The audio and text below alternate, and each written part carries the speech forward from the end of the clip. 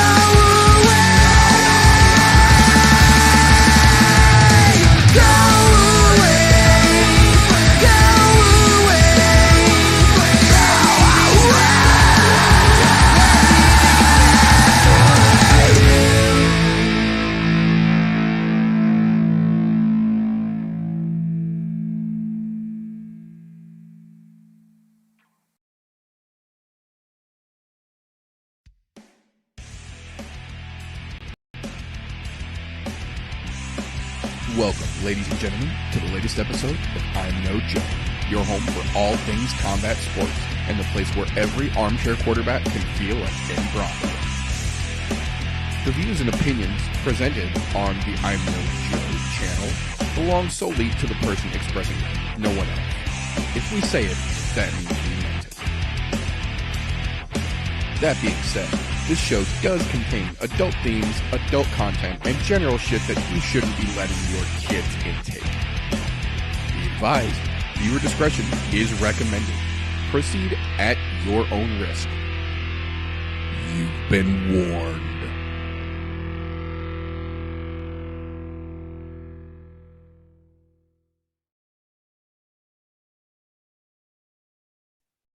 If it's Thursday, it's I'm No Joe.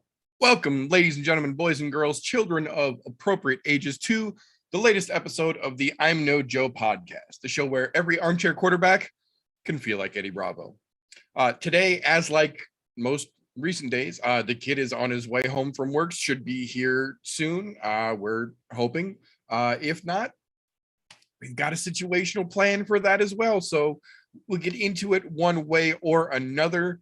We do have a hell of an interesting card to talk about this weekend and a page full of recaps to go over from all the crazy shit that happened last weekend. And to help me go over that once the game rounds off, the one and only Galti Vapes himself, currently face deep in the Packers game. For those of you who are not aware, they are playing versus Arizona right meow. And last I checked, they are currently in the lead.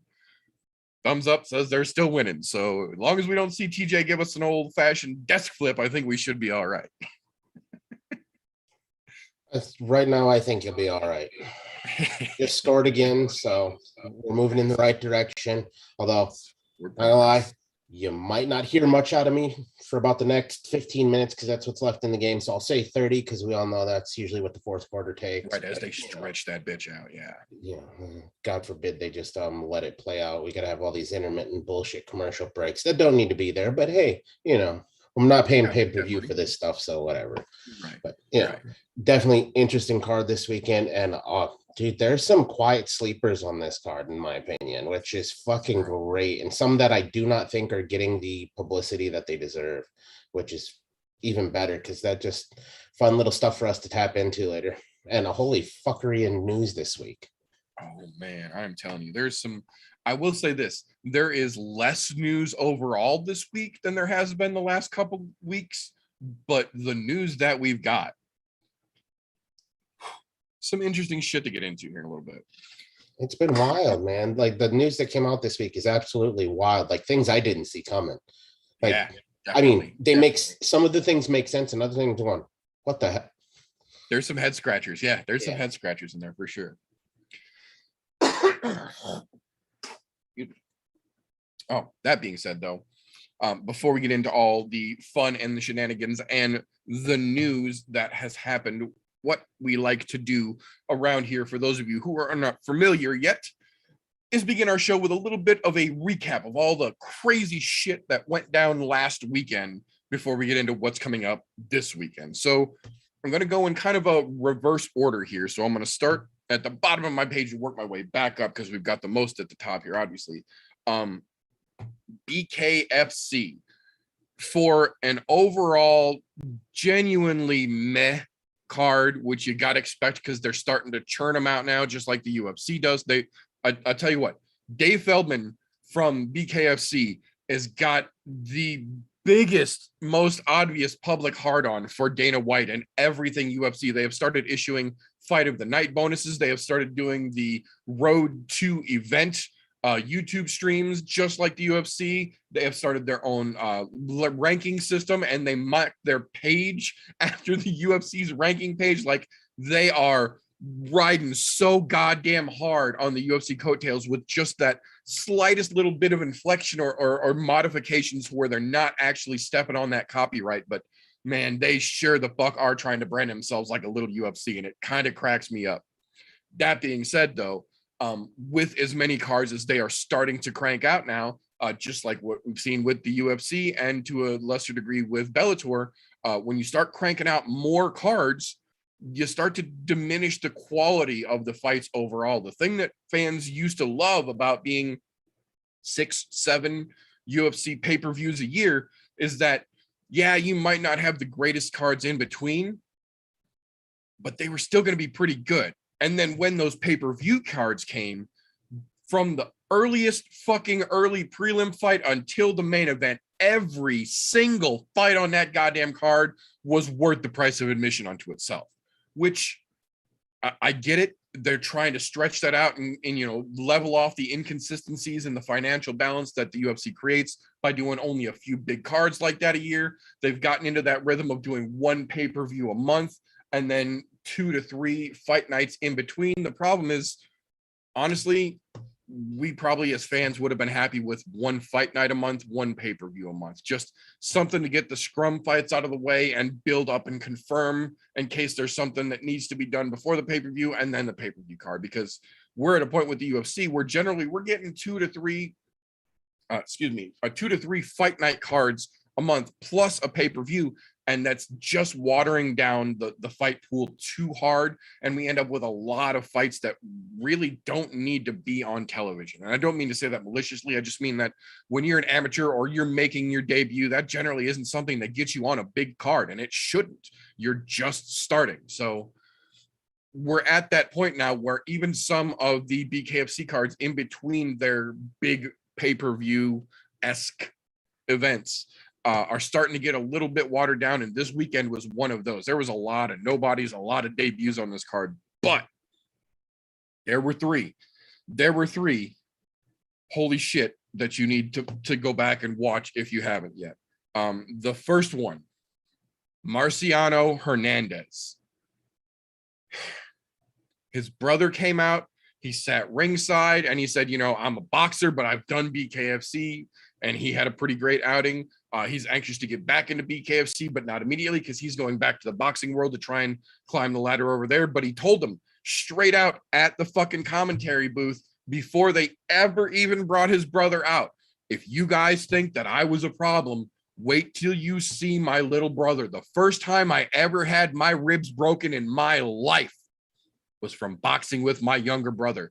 And I might be good, but he's better. That boy digs to the body. And if they're not ready, he's going to hurt somebody. And sure the fuck enough, that young man came out and just did damage to the body. Had great head movement, had great foot movement, great striking, great distance control. But man, did he just keep going back and hammering to the body. And eventually it just absolutely crumbled that dude. And he said it, his brother said it, you knew body shots were coming, and dude still kept his hands real loose and played real sloppy. And well, that's all she fucking wrote. I think that young man is going to have a very bright future in the BKFC world if he decides to stay there instead of following his brother back over to the boxing world. If both of those Hernandez brothers decide that they're going to stay in the BKFC world, they are both going to bring a very, very high level and force that bar to raise over there. And I fucking love it. Stop hiring sloppy fucking pizza delivery dudes and fucking guys that are going to go back to being a waiter next Thursday after they get out of their BKFC fight. And let's get some more legitimate professional athletes or professional quality athletes in this situation for his younger brother, who was still a pro-am. Some of these guys who take this seriously, who aren't just here to have slobber knocker fucking knockdown dragouts. There's plenty of time for those, and those are plenty of fun. But if you want longevity, you got to get serious pros. And guys like the Hernandez brothers, they're a great example of what boxers, crossing over into that BKFC realm can really fucking do.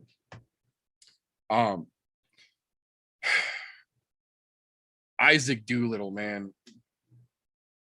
I wanted to see that dude just go in there and fucking rain hammers. And he is a tough son of a bitch. Credit where credit is fucking due. But he was so goddamn sloppy. You could tell he did not have much technique. You could tell that in the gym, he's a fucking brawler. He's the enforcer. He's the dude that when he puts hands down, dudes go flying across the goddamn ring. So most people don't want to go hard at him. Problem is he stepped in there with a fucking dude who was not afraid to go hard at him, and those sloppy shots were missing a lot, and he was eating big fucking counters.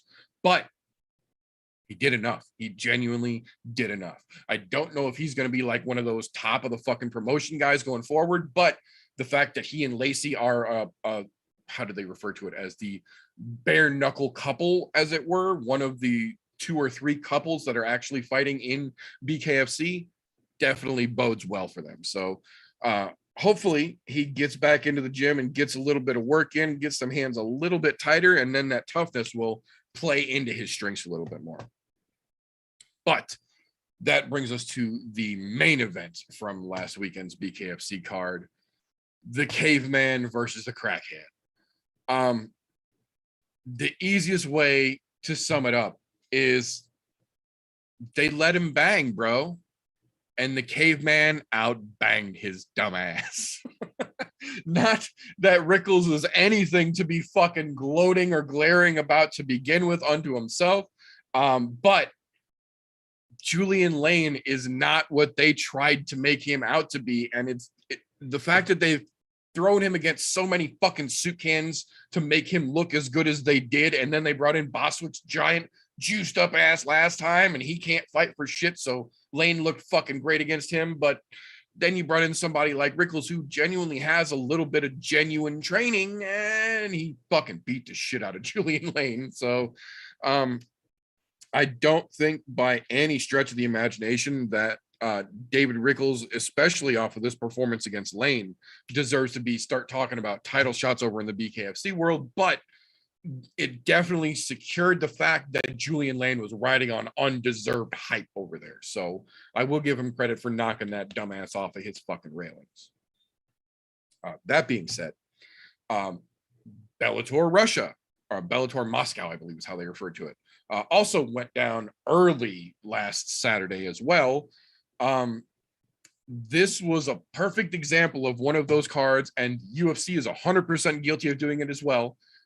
When one of these major promotions goes over to somewhere overseas, they generally flood the early card with local fighters as almost an homage or a thank you for having them over there. And you end up getting a lot of fights that shouldn't be on the card, almost as a appreciation sign to the local crowds. We got a whole fucking lot of that on this Bellator Moscow card. That being said, the co-main and main could not have been more polar opposites, both a little bit of a freak show scenario here. The co-main event, excuse me, Vitaly Minakov throws a punch, resets, blocks a shot, and then as he goes to throw a shot, stops, and you see him grab his hand immediately. Apparently what had happened was in the process of throwing and resetting, he wasn't 100% back to where he's used to holding his guard, and went to block a shot and hit and broke his finger, and it popped into an awkward direction that he couldn't immediately physically pull back into place. When he stepped backwards to try and pop it back into place, the referee saw that his finger was fucked up, and for whatever reason, instead of giving the Russian in Russia a few seconds or calling a timeout or something, bringing in the doctor to look at his finger and see if it just needed to be reset or what was going on, the referee immediately just threw his hands up and waved the whole rest of the goddamn fight off, which was confusing to everyone there, including everyone in the cage, because as soon as he did that, the doctor came into the cage, walked over to Minakov, popped his finger right back into place. He immediately went like this to show he has full range of motion again and went back to go fight. And the referee went, no, that's it. Why? One of the biggest Bellator cards of the year. You have a Russian in fucking Moscow opening for the Russian who is fighting potentially his last fight in fucking Moscow. And then you wave the fight off. And in the time it took that referee to turn around and tell the cage side announcers and everyone over involved that he was calling the fight off. Like I said, the doctor came in and Vitaly was ready to fucking go. The doctor walked in, popped that bitch right back into place. He wiggled him to show he was good, and he was ready to go. But thanks to the fucking referee, that's officially done. That's a loss now. So that was fucking weird. And to be fair, Saeed Salma said flat out this is not how he wanted to win this fight, and that he doesn't really consider that a win. It's just a W on the record, but he acknowledged that that was not the right way for that fucking match to have ended. So props to him as well for being a good fucking sportsman. That being said, then there was the main event, Fedor, the last emperor's potential last match, and they let him have it in fucking Moscow. So bravo for that. That was just a beautiful fucking layout. They teed that up for him to just crack it out of the fucking park. And sure the fuck enough, that is exactly what he did. We said it all fucking long going in there that Tim Johnson, while on a good run currently, was by no stretch of the imagination on the same level as a Fedor Emelianenko, both in experience and just raw technique for that matter. And Fedor went out there and in a little over a minute and change had already gotten the timing down. Johnson threw a sloppy shot. Fedor countered with an absolute fucking beautiful counter 1-2 that both landed right on the goddamn money. And as the two came across, Johnson's legs went right the fuck out from underneath him. And by the time he hit the canvas, he had the 1,000-yard stare looking up at the fucking rafters. He was completely out of it and was saved by the referee immediately. So Fedor comes in with a just devastating fucking knockout and then decides, I feel good. There's no reason to wrap this up. We're going to keep this quote unquote retirement train rolling. I believe they said there's 3 more fights he would like to do depending on how they all play out, but he has confidence he will make at least 2 more fights, probably the 3rd. But now he said it's time to start looking to see who the next opponents will be. Props to Fedor for clearly still fucking having it at his age and still being a bad motherfucker. But at this point, I really kind of think that putting him down after laying Johnson out like that on the canvas would have really been the best move, because at this point, there's not really a whole lot of other guys in that same like acceptable range, I think would be the right way to phrase it, for Fedor to tee up as a soup can highlight reel on his way out the door. Most of the rest of the guys over there, or the guys that are trying to get these fights, are guys that realistically might beat his ass. Well, the only problem I see with that, this is one time I'll chime in even though the game is going on, because this is when something. Tim Johnson was ranked number 2 in Bellator over there at the time when that just happened. Number 2. That puts him in line with a title shot just by beating the number 2 guy and also the namesake that goes with it. Are they trying to set him up for a title shot after the knockout there? Because it was a spectacular fucking knockout. And I mean, sure, being as they're just finishing off the heavyweight Grand Prix there, just saying, it's a possibility that they might be thinking, hey, you know what? Maybe you get shot at the whoever comes out with the title. Yeah. Well, and Scott Coker has made a point to say several times before that unlike Dana White, who takes it as a personal offense, understandably, Scott Coker has absolutely no problem with having one of their quote unquote stars take the belt and then retire and not actually defend it, just complete the act of earning the belt as the final piece of their career. He's got no issue with that. And understandably, Dana shouldn't, because that's kind of the point of being a professional fighter, is to get to that fucking belt. On the other hand, though, I don't know, man.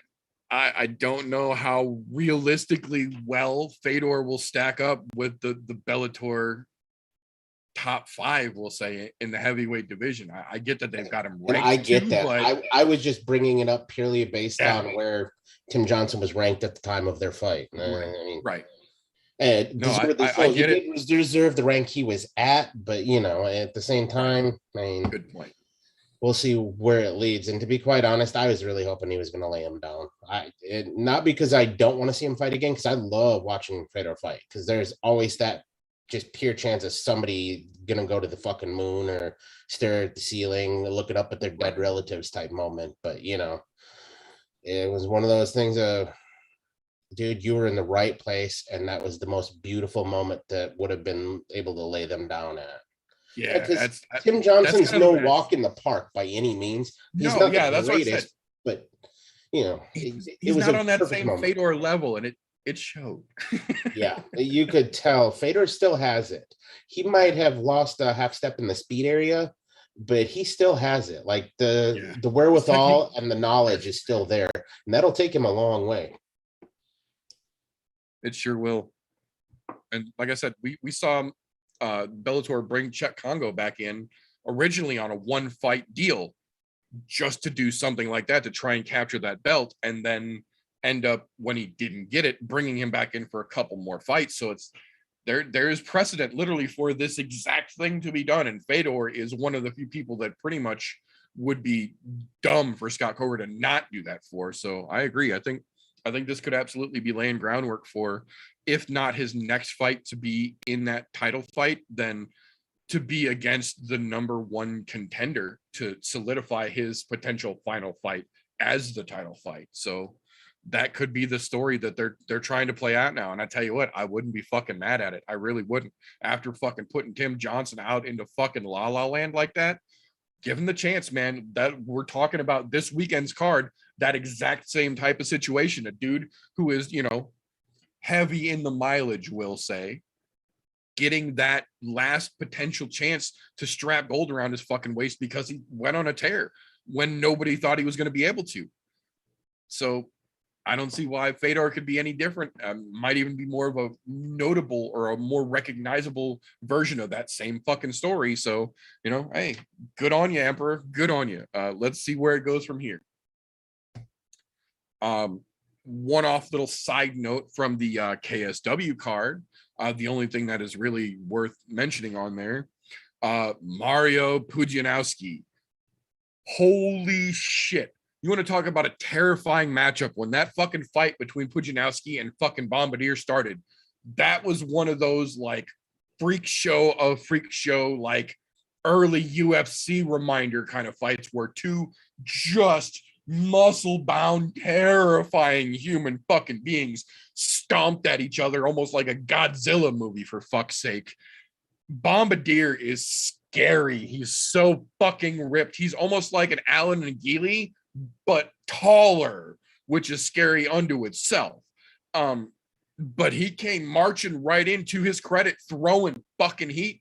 And Pudzianowski actually did a good little bit of dipping and then cracks this monster fucking right that just sends the big man down to the fucking canvas like a slow motion fucking movie. 15 seconds is what they are calling the official timeout. Just that fucking right from hell, like it was almost like a Rocky spin-off kind of thing. Not any but notable, but the same scenario kind of thing. Like Creed's going down and boom, and that slow motion bounce. Same fucking feeling. So again, I'm not in any way, shape encouraging Mario Pudzianowski to keep doing MMA, but if he's gonna, I hope they keep matching him up with guys like this who are the same size and caliber of freak show as he is. And then, let him bang, bro. That being said, though, that will bring us back to the insanity that was that fucking Costa versus Vettori card. So before we even get into talking about this card, we kind of gave you a little bit of an idea of how fucking crazy that main event was set up to be last week when we let you know that Costa's stupid ass showed up like 2:15 or something for the 185 fight and just told him straight out he wasn't gonna make it. Like it's catch weight or nothing. when we went live last week, as of us going live, they had officially verbally agreed to a catch weight at 195 pounds and would inevitably sign the paperwork almost while we were live Thursday night to confirm that. And then at 9:30 Friday morning, just before weigh-ins were getting ready to fucking start, they changed it to a 205 light heavyweight contest. To be fair, Paulo Costa did make weight. He showed up at 205 on the absolute dot to Vettori's 204.5. And then we found out from Dana, when they prior to actually walking to the cage, they do have to weigh again just for liability's sake. Vettori walked into the cage weighing 208.1 pounds. Paulo Costa walked into that cage last Saturday night weighing 223 fucking pounds.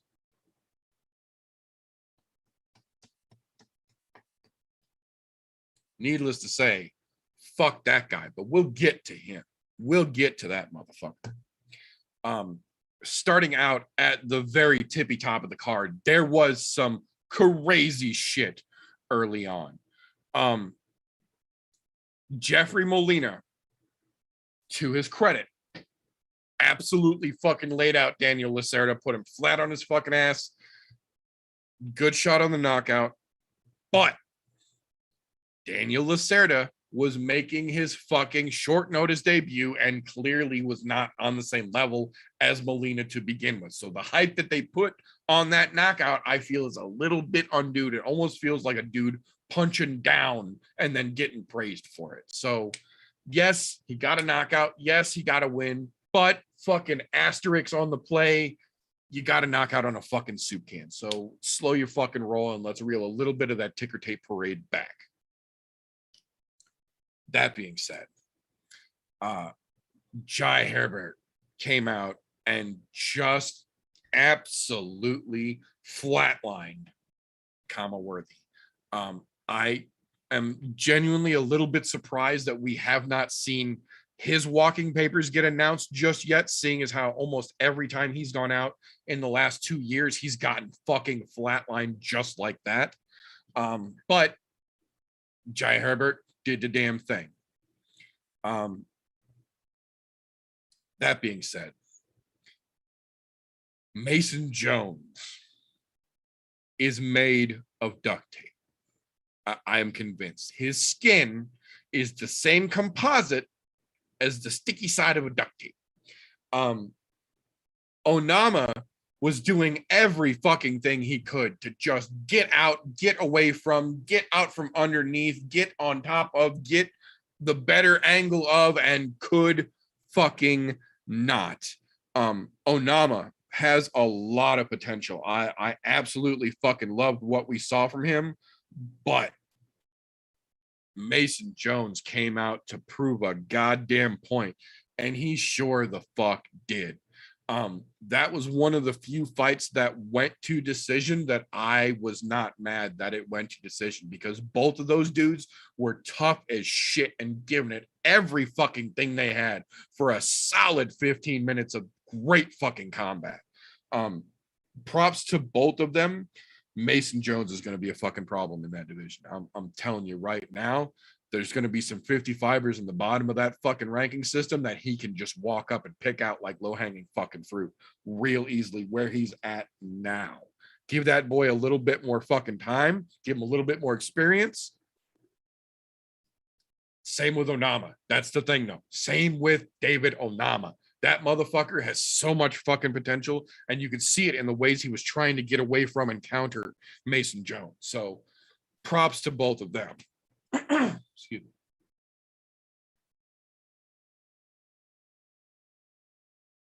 But the premier prelim fight, I have got to say, Buff Obama called his shot and drilled it. He showed up to fight week pointing at the goddamn bleachers. he was ready to send one out into the fucking stands. He literally said that Jun Young Park was so limited, it wouldn't take him 2 full rounds to finish him. That's pretty fucking cocky. That's a serious fucking statement of confidence going into a fight like that.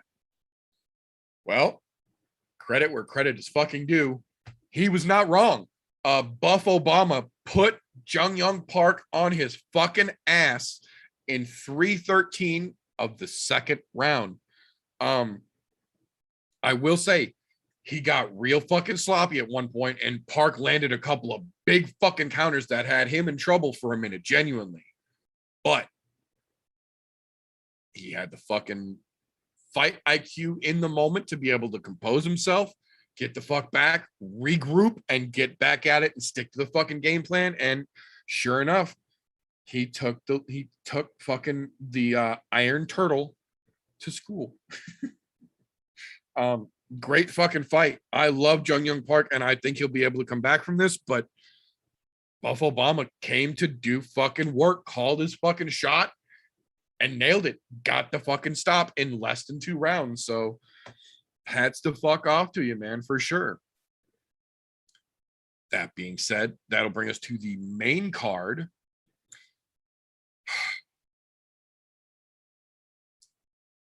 I said it going in. I said it before the fight started. I was proven correct. Isaac Villanova is a tough motherfucker, but he's not technical. He never has been, and I don't know that he ever will be. Not to say that Nikolai Negumereanu is the most technical dude in the world, but he came out very fucking tight, very regimented, was not fucking around, was not getting sloppy, and at a minute 17 and a half, the window opened and he climbed on through and just put Isaac fucking down.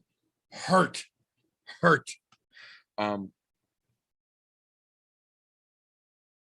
To be fair, when he got him down, he got 5, not 4, not 3, not 6, 5 unanswered solid shots to the back of Ike's head. Not that Ike had any hope of fucking recovering from that position on the ground when he was already turtled up.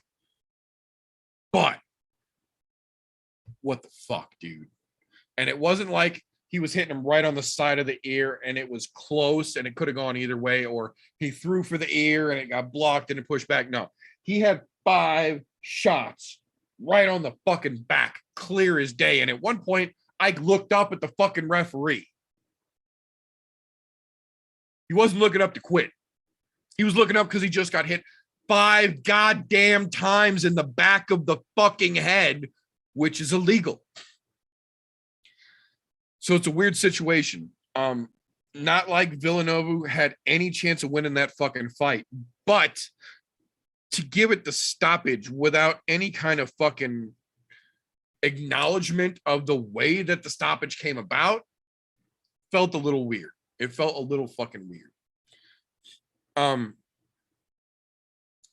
That brings us into one of the next fucked up situations that we had of the evening here. Apparently the game's getting good. Francisco Trinaldo versus Dwight Grant. I forgot to fucking write it down, but I think the total at the end of the fight was 5 or 6 eye pokes by Francisco Trinaldo, to the extent that they took a fucking point for it. He lost a point for eye pokes and still won the split decision. How he won on any of the judges' cards to begin with, let alone with a point deduction for blatant fucking eye pokes, I don't understand. And the fact that Trinaldo was saying after this that now he's gonna go take out Paddy Pimblett and, you know, make himself the next big thing off of Paddy's name. Like, the whole situation just felt weird as shit. Props to Trinaldo for being one of those guys that's, you know, starting to age out a little bit, as it were, and still getting after it. But them eye pokes ain't gonna carry you, dude. And everybody saw and knew what the fuck was going on. So that being said, Bruce fucking Leroy. I don't know what the fuck happened, but he is another one of those fighters, much like a Jan Blachowicz, much like a Jorge Masvidal, much like several other notable fighters in the UFC who were on a very hard downward skid and realistically looking at potentially getting cut. And then for whatever reason, in whatever fashion, however the fuck it managed to work, turned it around and then started kicking ass and taking fucking names. He went out against Sung Woo Choi and just looked like an absolute fucking world breaker. Sung Woo Choi hit him with an illegal knee on the ground. It took him a minute. He was cool. Caceres came back and then choked Choi the fuck out. I don't think that the knee on the ground was intentional. I think it was an in the moment kind of thing, but we've had them in situations where we shouldn't. It always makes your heart skip a little bit when you see them happen. Props to Bruce Leroy for fucking hanging in, but it wasn't enough. Caceres just did the damn thing. He's on a fucking tear again right now, and it's going to be interesting to see who they match him up with next, because at 45, there's not a whole lot left for him to take down that's outside of the top 10, in my opinion. And once you start cracking that top 10, you're in the conversation for the title. And I don't know that he's there yet, but it's not going to be long before he's hard to deny that conversation. That being said, that brings us to the Jessica Rose Clark versus Jocelyn Edwards match. There was nothing exciting about this fight whatsoever. Clark played the wet blanket game, quite frankly, and didn't have any intentions of making it exciting, just wanted to negate the striking of Edwards, and it was pretty fucking obvious. The problem was Jocelyn Edwards has less than no ground game. Absolutely no ground defense, but less than no ground game. She had no answer for even basic shit that Jessica Rose Clark was doing to hold her there and keep her there. And it basically got her a very boring acknowledgement from the judges. So, you know, if that's something you want to brag about, which Jessica Rose Clark took advantage of doing so afterwards, you know, good on you. But realistically, there's nothing that happened in that fight that should be bragged about. That being said, the co-main event was absolutely fucking crazy. It's one of the very few times we have seen a draw and nobody was really upset one way or the other about it. In my opinion, Grant had the first two rounds and then Glenn had round 3, but I can see how they called it a draw down the line here. It was a damn good fight. This is another one of those. Props to both gentlemen because they fucking brought it. How that did not get fight of the night, I don't know. It was a fucking banger. But that brings us to that main event. That fucking freak show of freak shows. This fight was more aggravating than anything. Even walking into that cage at 220 something fucking pounds when he was supposed to be there for a middleweight fight, Costa still had the gas tank to stay in all 25 rounds of hard fucking fight. There was not a second where Vettori was giving it to him easy. Vettori went in there angry to prove a goddamn point with the world on his fucking shoulders, giving him the fucking inspiration to go on. And he went out there and just dug it to Costa for 25 fucking minutes. props to fucking Vettori for going out there and just having the grit to make that motherfucker pay and not letting up at all. But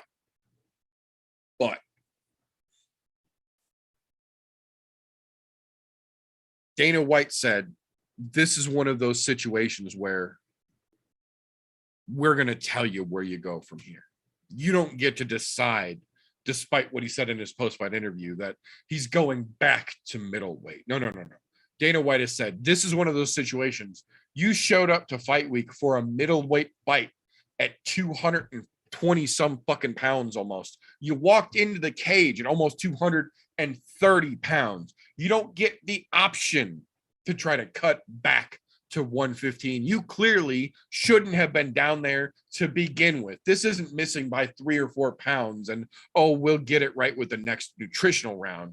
This was, oh, my bicep is torn and I can't train, so I'm 220 fucking pounds. We have to make it a catch weight. And then had no issue throwing that arm where the bicep was supposedly torn when the fight happened, when you were 230 fucking pounds. So no, I completely agree with Dana. I wouldn't have been mad if they would have told him he's got to go to fucking heavyweight. Because if you're walking in at 230, bitch, you can walk in at 230 and fight another dude at 230 who's a fucking heavyweight walking at 230. And it's a fair fight. But we know that's not going to happen. I was happy to see that Dana at least said, no, he's fighting at 205 or nothing going forward. That being said, even showing up so fucking off weight, Costa was just sloppy as shit in there. It seemed like he didn't want to be there to begin with, which is what Vettori was saying, is that he was doing all this shit in an attempt to get out of the fight. And Vettori just wasn't going to give him that option, which he clearly didn't. He was just headhunting the whole time. He was only throwing power shots for the most part and wasn't even throwing clean. He was just throwing everything with 100% fucking power. And Vettori was easily able to get out of the way of 80% of it. That being said, Vettori gave him the goddamn business, and the world, I believe, was pretty much happy to see it fucking go that way. We did get a return to the normalcy of a performance of the night pair and a fight of the night bonus once again. Fight of the night, though, somehow was not the fucking crazy co-main event that went to a fucking draw. It was Jun Young Park versus Buff Obama, Mike Rodriguez. Good on them. They could both absolutely use the extra 50K. Nice to see Buff Obama getting a little acknowledgement for the work he put in. Performance of the night went to Caceres and Vettori.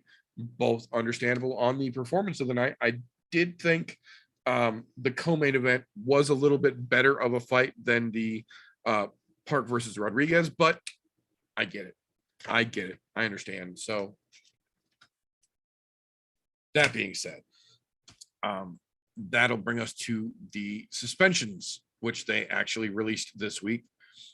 This is another one of those situations where, for the most part, everybody either got suspended until Thanksgiving or the first week of December if you didn't really get hurt, or April 22nd or doctor's fucking clearance if you did get basically any kind of hurt. Let's see, where do we go here? Both Vettori and Costa are out until April or doctor's clearance because they both took big fucking shots and have to be fucking checked out. Grant Dawson is on that list as well. He has a broken 11th rib, which that sucks extremely fucking bad. Trinaldo is on the heavy hitter list. Apparently they think he's got 2 broken bones in his left hand. Same situation, April 22nd, they're cleared by the doctor. Mason Jones hurt his right knee in that fight, so he's on that April 22nd or cleared by a doctor list because they don't fuck around with knees. Jeff Molina, ironically enough, hurt his ankle in knocking out Lacerda. He's on the April 22nd or cleared by a doctor list. Lacerda, who he knocked the fuck out, though, ironically enough, suspended until December 8th. No issue. Weird. Fucking weird. That being said, though, that will bring us to our news and recent events segment. We kind of talked about it earlier.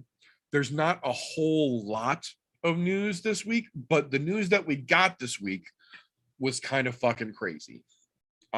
First and foremost, we found out yesterday that ONE FC's 1X 10th anniversary card that was going to be taking place December 5th with Demetrius Johnson competing in an MMA Muay Thai special rule set match has been completely postponed.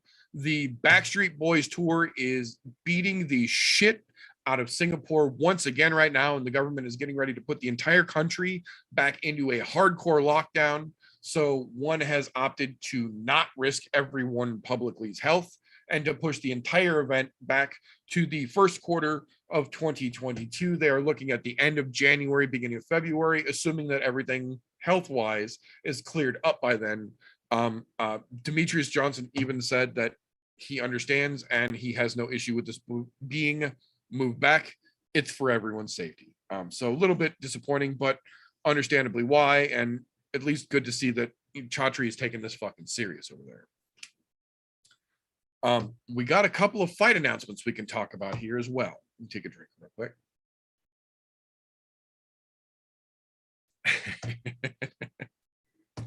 It's like shit's getting crazy over there in the end.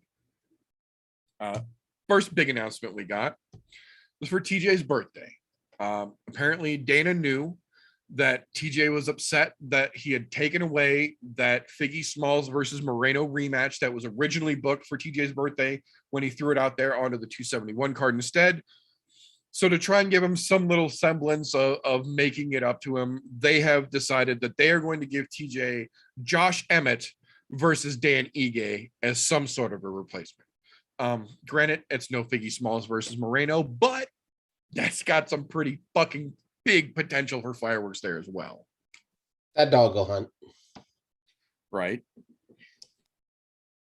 Yeah, it'll be a damn good banger, I believe.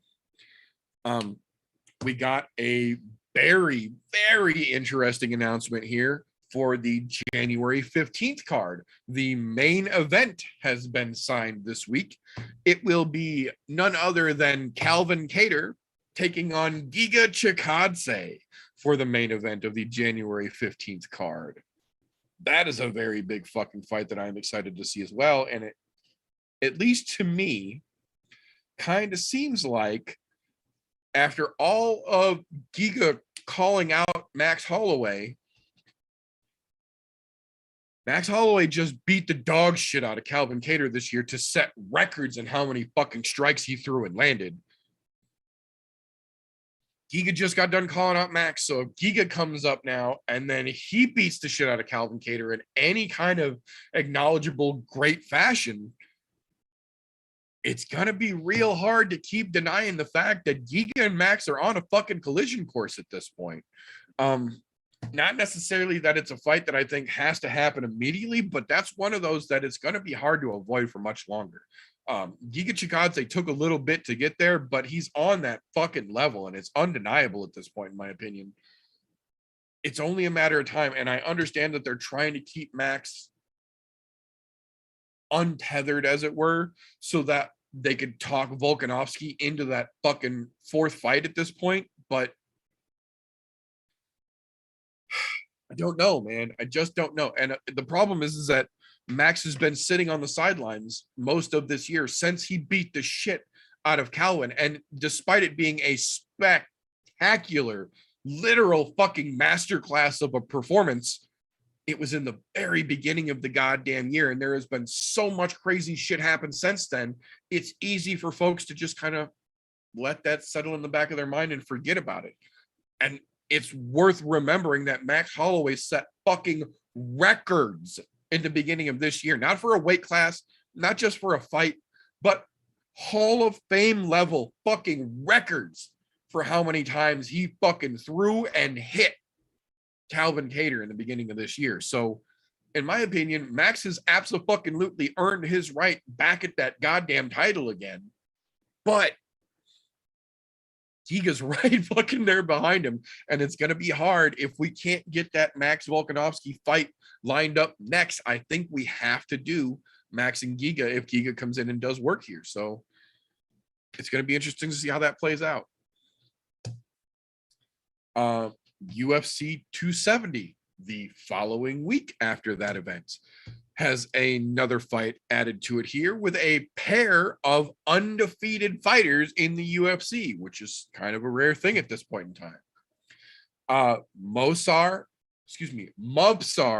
Evliov, one of our favorite fans of the show here from Russia into the UFC, bad motherfucker in his own right, stepping up to take on Ilia Topuria, another badass in his own right. Both of them undefeated. I believe Evliov is 13-0 and Topuria is 15-0 as a professional. So this is literally one of those fights where somebody got to go, and I don't think either one of these guys are the type to just fucking lay down and give up that undefeated fucking record. So it's going to be kind of interesting to see that one throw down. Evliov, I feel like, has kind of been a little bit of a dark horse in the division, kind of looked at least by a lot of the MMA journalists that we see and hear from, as not to say it negatively, but just another Russian fighter, because there's a large number of Russian fighters in all of the major combat sports organizations. And the problem is that when that happens, a lot of other Russian fighters, maybe not on the same level as some of the more recognizable names, kind of try to squeak by as, we're all from the same neighborhood.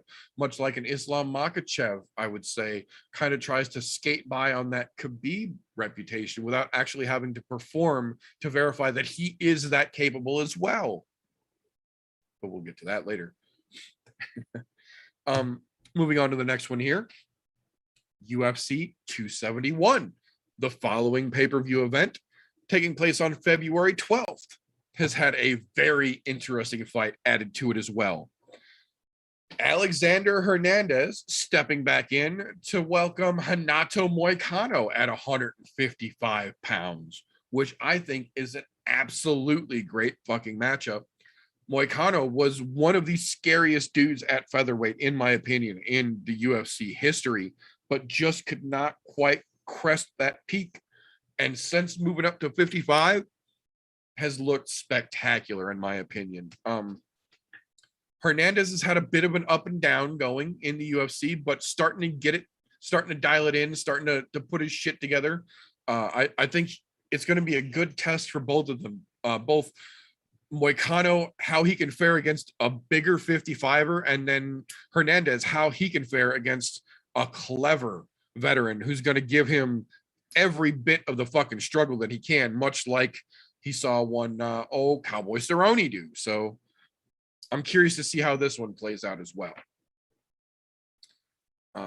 We did get a couple of interesting non-fight announcements that we need to talk about here as well. One last one, kind of fight, kind of not fight. Dan Hardy came out yesterday and let us know that one of the new uprising organizations getting ready to try and bring some combat sports over to the UK next year has fully organized, fully contracted, and set and agreed to terms fully a boxing match between Dan Hardy and Tyron Woodley. The date was agreed upon, the rule set was agreed upon, the contracts were sent when the prices were agreed upon. Dan Hardy signed his contract.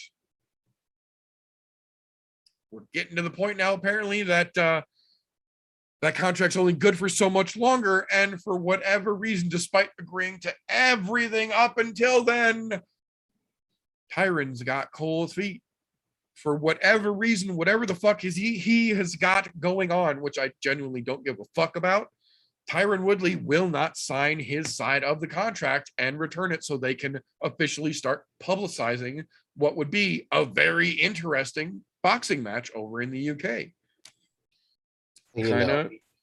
When you're afraid to pull the trigger in any fight and actually swing, it's hard to pull the trigger to sign something too, by the looks of it. I get it. I'm guessing that the I Love Jake Paul tattoo was just shaken too much when he tried to pick up the pen. And he couldn't figure it out. But that being said, we've got some other interesting news to talk about real quick. Tough 23 winner Andrew Sanchez upon getting his ass absolutely fucking handed to him in his last one out, achieved a record in the UFC of 5-5, and Dana was done.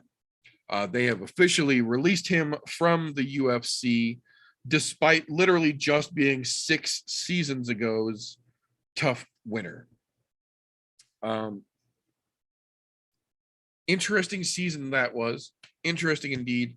Sanchez did have some interesting wins, but if you look at his record, basically he's great against guys his talent range. And when he gets into some of the more experienced, more higher level guys, you can see where he just isn't quite there yet. So this is another one of those situations where I think we can see a guy go back to a small pond and become a big fish real quick again. And, good for him. UFC clearly was just a step too far for him. That being said, the UFC has also let go of another fairly notable name, this one a little bit differently than how they generally do it. Platinum Mike Perry, or Aluminum Mike as we all refer to him, has officially been allowed to leave the UFC via contract expiration. They literally let his contract expire rather than opting to renew it. And as such, he immediately signed a multi-fight, multi-million-dollar deal with BKFC. I think that is probably the most logical move he ever could have made, because I don't think he holds a chance if he would go over to one or over to Bellator. I don't think he has the, how should I phrase this, ability to calm the fuck down enough to go to one.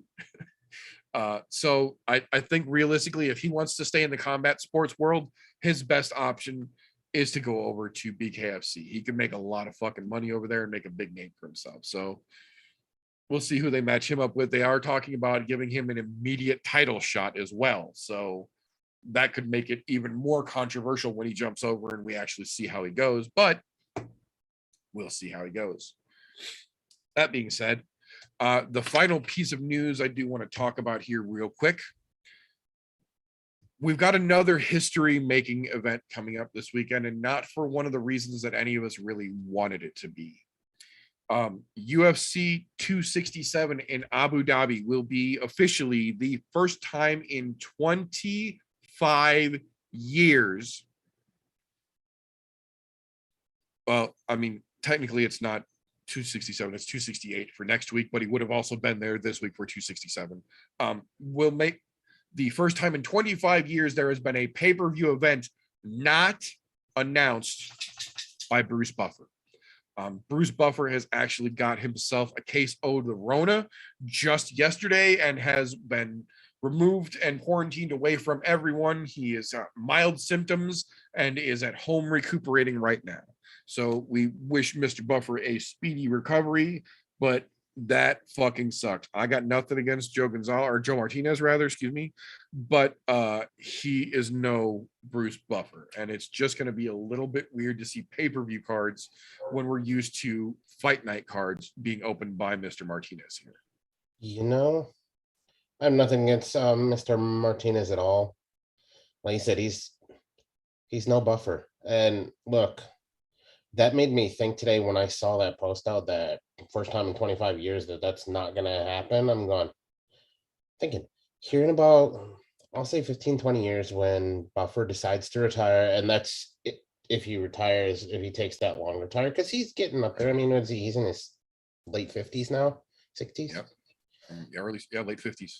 Yeah, and I'm going, so he can't do this forever. I mean, in theory he could, but there's going to be a day when I'm starting to get to that age where he's at in like 15, 20 years, where he's not going to be there anymore. And I'm going to go, fuck, this sport is not the same.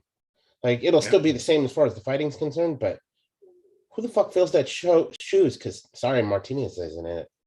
No. Well, and that's one of those weird things. I was actually talking about this the other day with somebody, is that we're getting to that weird point where we've got to start thinking about shit like this. We just had 2 pay-per-views in a row with no Joe Rogan. And now we've got this 267 card. I don't think Rogan's in Abu Dhabi. I think he's going to be in New York next week, but I don't think he's in Abu Dhabi. So we've got another big UFC event. That's going to be 3 numbered events, with air quotes for those of you listening. 3 numbered pay-per-view, or pay-per-view-esque, numbered in place of pay-per-view. Big events from the UFC with no Joe Rogan. And now for the first time in a quarter century, we're going to have a pay-per-view with no Bruce Buffer. Yeah. Like, the problem, I think, is that we've got no shortage of other guys you can stick on the desk in place of Joe Rogan. Not that there's, anyone who can replace Joe Rogan, but there's other fighters who could take the role that he fills. There's only Joe Martinez. And Joe Martinez isn't a replacement for Bruce Buffer. He's the other guy who does it when Buffer's not there. There isn't a replacement Bruce Buffer out there that we can tap if we need to. It's going to be real weird here in a couple of years, like you said, when there isn't Buffer to commentate, because we'll almost always have a fighter or two on the desk that we can recognize, but who's going to take over when we don't have Buffer for more than just one event? What I'm hoping happens with the Buffer situation, and this is going to sound greedy as fuck to me, that he ends up being like some baseball commentators where they do this well into their 80s, and chances of that happening are probably not that great, because he's still got to be able to get up in and out of the octagon real quick. But I'm sure, look, carry that motherfucker in on a pedestal. He's earned it. I kind of look at it like this way. If anyone in the world should be used as the model for Boston Dynamics to take their breakdancing parkour fucking robots and get them to figure out how to do actual human interactions, give us the Buffer bot. Give us a robot who can walk in there, give us the video screen so Buffer can safely and comfortably be sitting somewhere where he doesn't have to worry about injuring himself, and give the performance, and the Buffer bot will give the performance. No risk of a knee tear, no risk of hurting himself. Keep him safe and calm and put that Buffer bot in the ring. That should also, theoretically, remove any doubt about a Buffer curse, because you can't get a curse from knuckle bumping a fucking robot. Allegedly. Everyone wins. Allegedly, of course. Everyone wins with a Buffer bot. Come on, Boston Dynamics. What are you doing? I know. The world will thank you. Hell yes, we will. I'm not worried about your Cheetah robot and how fast that thing runs on 4 legs. Yeah, man. They've got enough weird fucking robots over there. They can stop trying to make new fucking Terminators and give us a Buffer bot. Then we'll let you go back to Terminator production. Please. Oh, but that being said, that's all I've got for news here. Did you have anything over there that I might have missed? Packers win last minute showdown. Fucking craziness. I don't know if you guys were watching me, but I didn't look quite sane for the last 3 minutes there. I just tried to literally, I was trying to block out the screen over here and just keep looking at my notes and then the chat, I'm like, he's losing it, so shit's got to be crazy over there. And to be quite honest, whatever you put out in the last 10 minutes, fucking I didn't hear any of it, because I was zoned the fucking. That's why I wasn't like, what do you think, TJ? I just kind of tried to keep on trucking. You could have said that to me and I probably wouldn't have even heard you. It is all good. Oh, but it is almost 11 o'clock here and we still got no kid. Honestly, I think we are going to go for a laid back pit this evening. I'm not feeling like getting too fucking hyped up, and there's a lot that I would like to talk about, as well as I've still got 5 questions here. We can answer them at a little more casual fucking pace, give a little bit more information, since the kid's not going to make it tonight, it doesn't look like. So this would ordinarily do a little. Go ahead. I like it. So this would ordinarily be the point where the video viewers are lucky enough to see the haunting, terrifying, enthralling GIF that rolls across the screen to let them know we are now about to enter the pit. Vocal cue for those in the all audio version. We appreciate you guys as well. But like I said, we're going to do this a little more casual this evening. This weekend really has two cards taking place.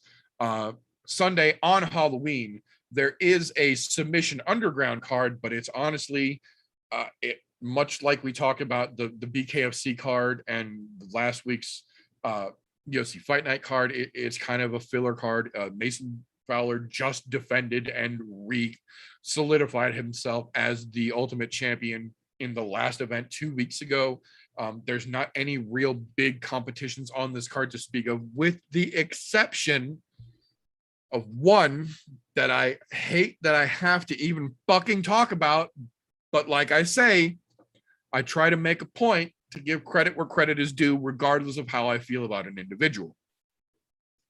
This particular case, it's a pair of individuals that I would not piss on if they were burning to death in front of me, but the pair of these fucksticks competing against each other could make for an interesting moment over on Uncle Chael's card this weekend. The two dipshits in question here are Chris Lencioni, known as Sunshine, and the man we just haven't figured out yet where he fits into all this, Kevin Lee. Fresh off that D-Rod ass whooping, he apparently now wants to step into the only submission realm and let a dickhole like Lencioni ragdoll him around in a fucking no-gi situation, which he most likely will. Kevin Lee was never really that great in the submission world to begin with. He did have good wrestling prior to his knee going but D-Rod showed that he's still not back to where he's trying to say that he is. And that was in an MMA ring. Take all the fucking striking and all the fucking bullshit and kicks out of it, just going back to a grappling side where I think even with a good knee, Lencioni would be able to take him. So, you know, that match, I think, will probably be one of the most entertaining of the card.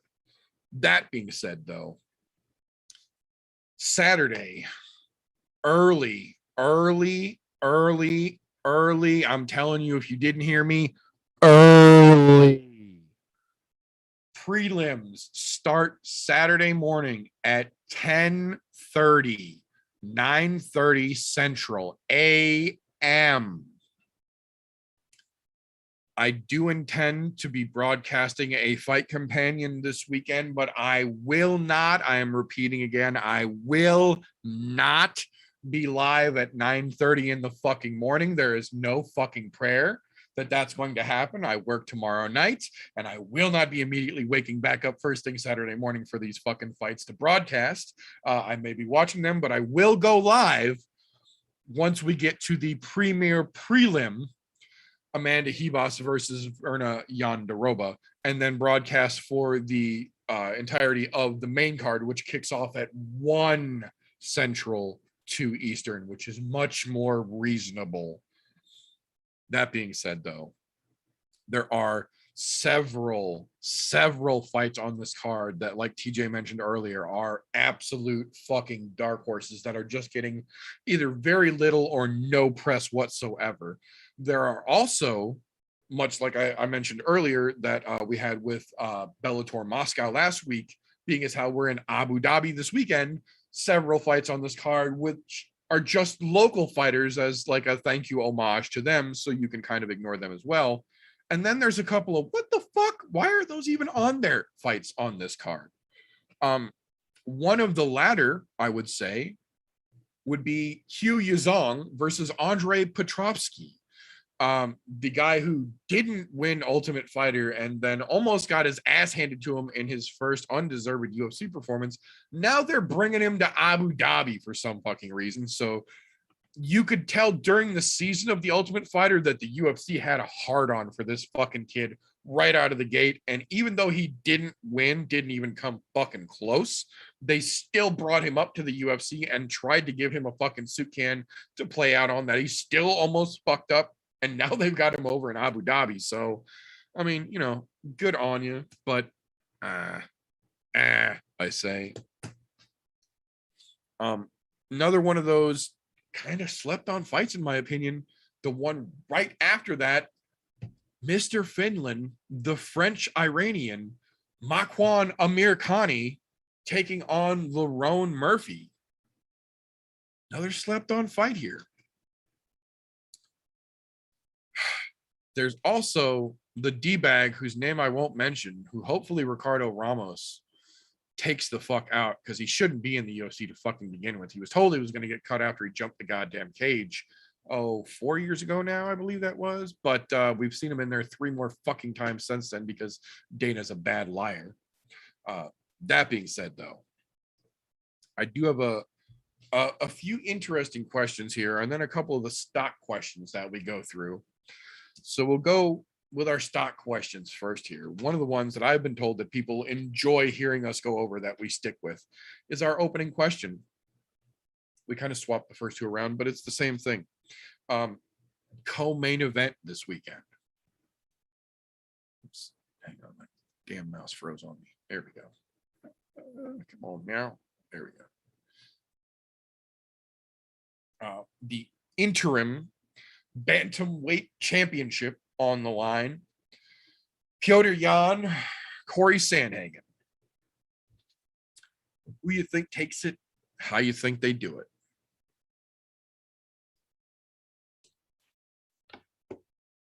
To be quite honest, I don't see that as a tough question as to who takes it. It's just a matter of how they take it. And credit where credit is due. I do like Sandhagen, but I don't think he has a fucking cold chance in hell right now of beating Petr Yan. I don't. And look, speaking of Corey Sandhagen, can we take a moment to appreciate Corey's fucking dad? Did any of you guys watch the lead up here to this? His dad is just your typical fucking American fucking dad. Like, you look at him and you go, yeah, that's just a normal fucking, I'm wearing my white New Balance shoes to mow the fucking lawn dad. Exactly. That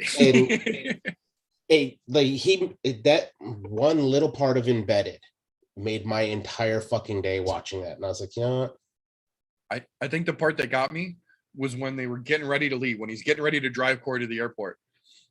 And he says, Corey mentioned something about how his dog starts to get a little skittish the last couple days of training camp before he leaves.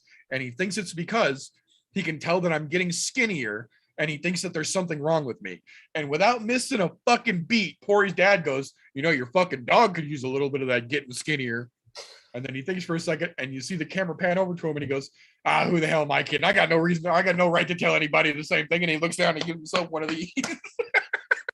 Yep, typical fucking American dad. It was fantastic. Yeah, he's all right. Pops is a good guy. I was like, I already liked Corey Sandhagen. So to see that happen, I was like, no wonder I like him. He's obviously got the right fucking roots there. But right, comes from good people. Yeah. I agree. The tear that Petr Yan is on, he doesn't have a snowball's chance in hell right now, unfortunately. And I say unfortunately because Corey Sandhagen has greatness in him. We've seen it time and time again. But with Petr Yan, he's going to fight you wherever you're at, whether you're kneeling or not. Be prepared to catch a fucking knee. He don't give a shit, which is probably one of my favorite things about him. We need more people like that in the bantamweight division, not the bunches of pushies of, oh, my neck, I need to have another surgery, or, oh, I have to cancel this fight because I'm a fucking pussy, but I would gladly spar with somebody before their fight, even though I just canceled mine due to injury. Before the fight I canceled, yeah. I'm just saying, but no, Petr Yan's on a different fucking level, and don't get me wrong, Corey Sandhagen is really fucking good, but I don't think he stands a snowball's chance in hell of beating him. I really don't. No matter where that fight goes, Petr is just fucking gnarly. I mean, anybody's seen him fight, just taking people out left and right. I want to say Sandhagen has a chance, but I don't think so. I think it's the Petr Yan show, and Corey's just lucky enough he got a ride on the last minute ticket. See, this is that point where I have to put the hat on because I got to spin that bitch clean the fuck around. I'm basically sitting on the polar fucking opposite side of that fence. I'm a fucking huge Petr Yan fan. I don't think he stands a fucking chance. I think Petr is so fucking focused on Sterling that's all he's been drilling and training for. And he's got it in his game plan, in his muscle memory, in his routine, in his fucking drive, that he's going up against a dude the same fucking size as him, instead of a dude that's a foot fucking taller than him and accustomed to fighting short guys. Like, that's one thing that you will learn from the Embedded series this week that I will absolutely give them credit for, is that they went and actually hung out with Corey for a little bit and let him talk about the fact that he said flat out, they never expected Sterling to make it to this fight. When they announced that this fight was going to be on 267, Corey said flat out that he already started talking with his coaches about, if he pulls out of this, we have to be ready to step in on short notice. They had this plan. They knew that this was a possibility and started preparing for it right the fuck away. And the combination of them preparing for potentially being this alternate, with the fact that Corey has specifically been training for smaller guys because he's tall for the fucking bantamweight division. He's huge for the bantamweight division. So he gets used to training against the smaller guys and has almost adapted his style as such. I like Petr Yan, but at the end of the day, Petr Yan is a fucking striker with some good groundwork. Corey Sandhagen is a total fucking package who the only reason he hasn't fought Petr yet is because he made one fucking mistake against Aljamain before Aljamain had the neck surgery and gave up a fucking position that ended to him fucking tapping out. Had it not been for that one mistake, we would have never had the Actor-Main Sterling situation to deal with to begin with. I think this is the fight that should have happened originally, and I'm very curious to see how it plays out this time, but I gotta think that Sandhagen knows exactly what he's in for, much more than Petr Yan does in this situation. Very well could be wrong. Saturday will prove us one way or the other, but I think Sandhagen's got the edge here. I think he's more dialed in. I think he's got the better preparation set for what he's going up against. I like where your head's at on this one, but man, that little terror, that little Russian terror, man, that's as I said, I fucking love Petr Yan, man. I really do. And I've loved every second of watching him tear his fucking way to the belt. But I don't know, man. I fucking know. Yeah, it's gonna be a weird fight either way it goes. Yeah. And to be quite honest, I'll be happy either way it turns out. I just don't know who to root for. That's my problem. I agree. I won't be mad either way it goes, so long as we don't get another fucking knee situation. But yeah, you know it's hard to make a pick. All right, if we get another knee situation, no matter who, whether Sandhagen does it to Petr or Petr does it to Sandhagen, don't give a shit. Because call it a no contest, and I'll be okay with it. Yeah, I'm just saying, you want to sit and play coy on your fucking knees? You deserve one of those. Fuck you. I agree. Yeah, no, Actor-Main earned his. Now, if it's a blatant one where he's not just sitting there so he doesn't have to get back up, okay, not acceptable. But when you're just playing on your knees, no. If you want to suck something, suck this fucking knee. I agree. He earned that bitch. Yep, every bit of it. And his fucking my neck. Fucking pussy. Right. So, with that down, that'll bring us to the follow-up that they love that we go through. The main event, the title shot, what we kind of referred to earlier as another one of those situations like Fedor is trying to get himself into, where that old dog has earned his way back to the top of the fucking heap. And even though he might be towards the end of his career, he's going to get that fucking title shot, I think. This is Glover's moment to fucking shine here. He undeniably earned his way back to the fucking top. And even after doing so, Dana still tried to fuck him and pass him over. And Jan said, no. I'm the champion. I have my say. Glover's next. Which, utmost fucking respect to Jan for doing so, knowing what Dana was trying to do, because they are on very similar paths. Jan, early on in his UFC career, hit the shit brick run and just skidded to the point where they were going to cut him. Turned it around. Like I said earlier, he's one of those fighters that after that shit skid, somehow turned it the fuck around and just went straight to the goddamn top, started winning and didn't fucking stop and beat everyone they put in front of him till he got the goddamn belt and has now defended that motherfucker as well against Adesanya of all fucking people. So Jan is definitely the legitimate champion here. The problem is Glover's no fucking walk in the park. Glover didn't get this by fucking gifts or by fucking hopes and prayers. Glover earned this motherfucker by leaving teeth and blood of his opponents in the fucking octagon on his way up to the top. So, main event. This one's a little trickier, I think. I really, and especially, this is another one of those things. I don't really like to give the UFC undue fucking praise, but they really do have the embedded series dialed the fuck in, because those guys just live with the fighters for the week, and you get to see some really interesting, not necessarily mainstream sides of what happens and who these people are during the fight week. And you really get to get a good sense specifically between embedded and the countdown hour-long show that they put out of Jan Blachowicz and Glover Teixeira as people more than just fighters, and the dedication and the level of fucking input that both of these two have for this fucking sport, the love that both of these two have for this fucking sport is spectacular. And the problem is when you look at the way that they train, they're so fucking similar. They both have great fucking hands. They're both great fucking jiu-jitsu practitioners, and they both have just run the fucking gamut of the who's who on their way to the top. The only thing that I can think here is, as much as I love Glover, he's just got enough miles that, yeah, he put Smith down and he fucking hurt him. And yeah, he earned his way up to here, but that legendary Polish power is just on another fucking level. I know that they're being super cordial to each other, and that Jan brought Glover beer, and that Glover's being super nice to him and he won't say anything about the size of his feet. But man, that fucking hook.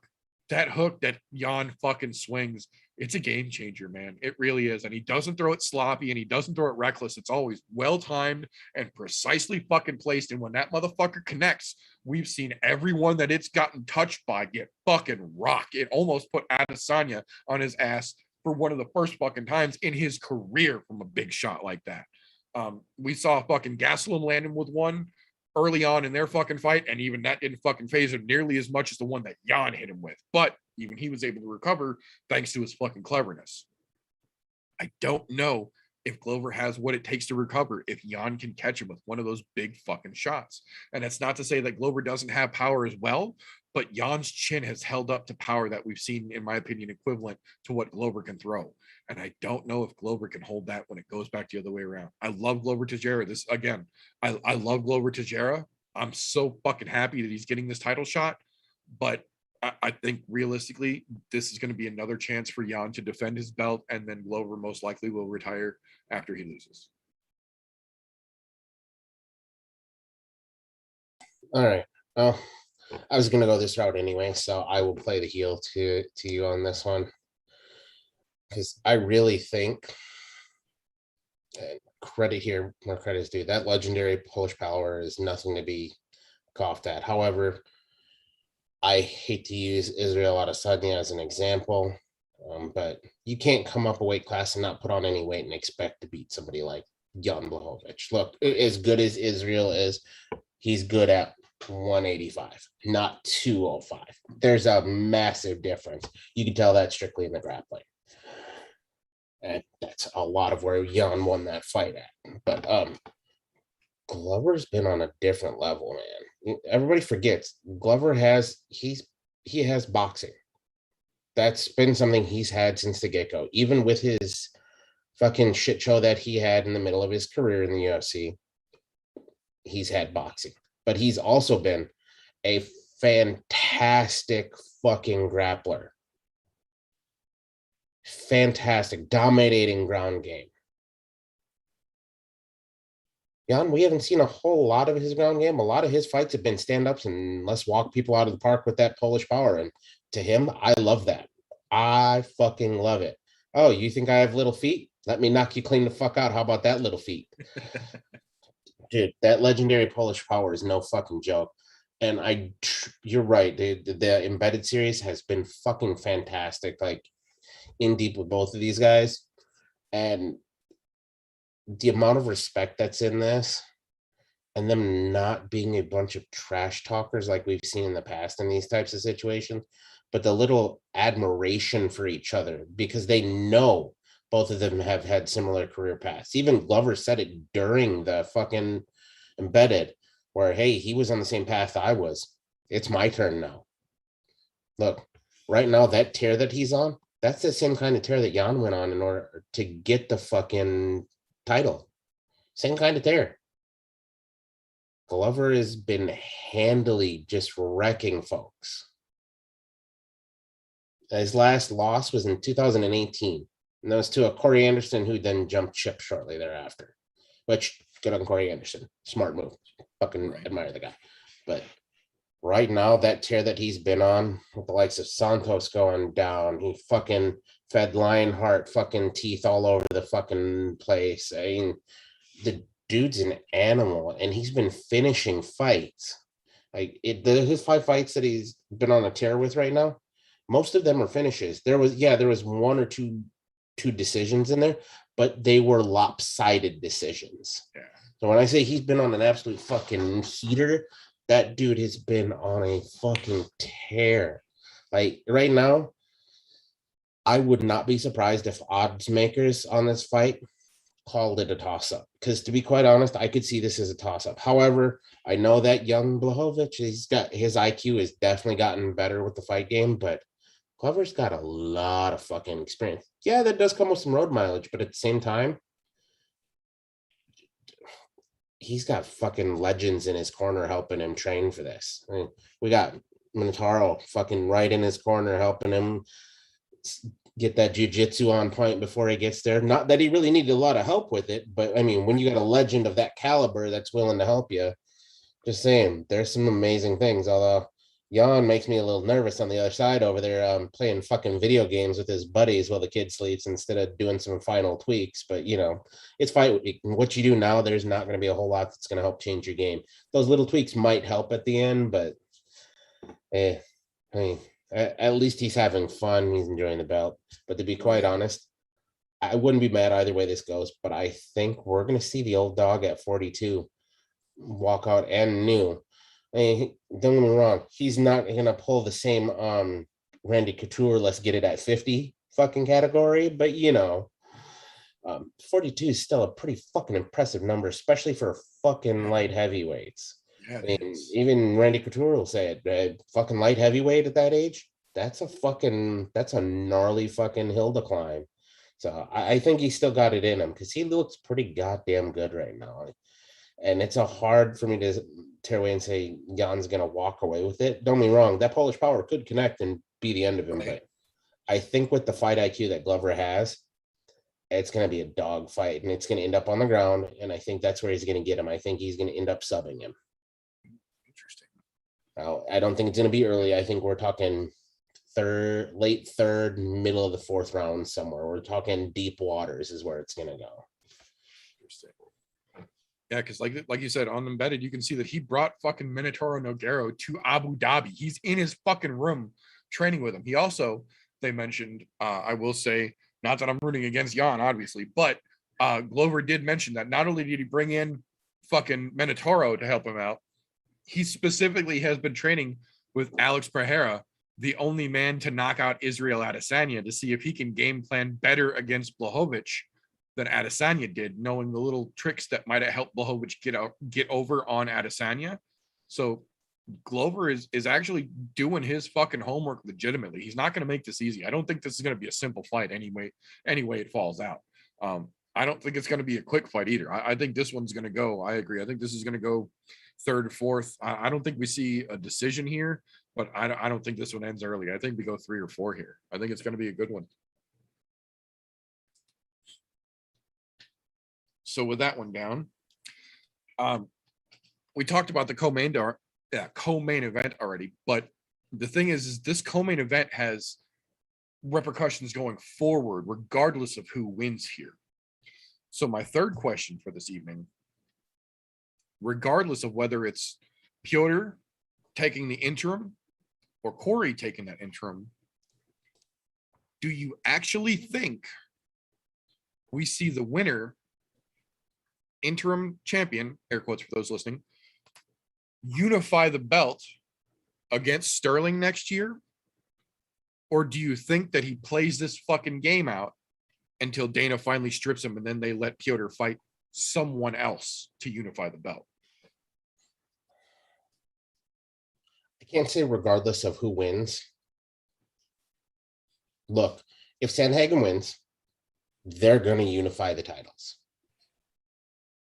because, oh, I beat Sandhagen before. I can do it again. Piotr wins? Nope. Let me put this in terms that some people are going to understand. Some people may not get this reference. But Aljamain's going to be running around like a scared little bunny, hiding around. Look, you're never going to find him. He's going to be on the next fucking train out of town. He's already gone. That's all I'm saying. I mean, look, if you need the reference, just think Boondock Sings right in the precinct. He's running like a scared little rabbit. That's exactly what's going to happen if Piotr wins. Corey wins, yeah, he'll take the fight because he thinks he can beat him again. Look, it was a sloppy error on Corey's part. Either way that pans out, Aljo, fake fucking injury, whatever, will not continue to be the champ ever again. He's going to get beaten the brakes off of, whether it's by Piotr or by Corey. Doesn't matter which one. And, well, he'll get to beat goddamn brakes beaten off him by Corey for sure. But he probably will never fight Piotr again because he's fucking deathly afraid of it. And you could see it. That's why he's running like a scared little bunny rabbit. So, yeah. Stripped one way, yeah, they'll unify it the other. I can see that. I can also see Aljamain just sitting out on the sidelines either way and playing that fucking game until he gets to blame the UFC for stripping him, so that he gets to sit out and not actually have to fight either one of them, because he realistically has reason to rematch with either one of them. Obviously, I agree that he's going to try and think that he's got the edge over Sandhagen. We know Piotr is going to beat the fucking brakes off him if they ever step in the cage again. So I know that he's not in any hurry to get that one run back. But I have a feeling he's not going to want a piece of either one of them. I have a feeling that he's going to keep his "I'll be the bad guy" routine up while he's concerned for his neck. I say in air quotes for those of you listening, and takes all the time he needs to heal, sarcastically, in that it's going to basically be long enough of him allegedly recovering that the UFC will get tired of waiting and they will just strip him, and then it will be Jan against most likely TJ.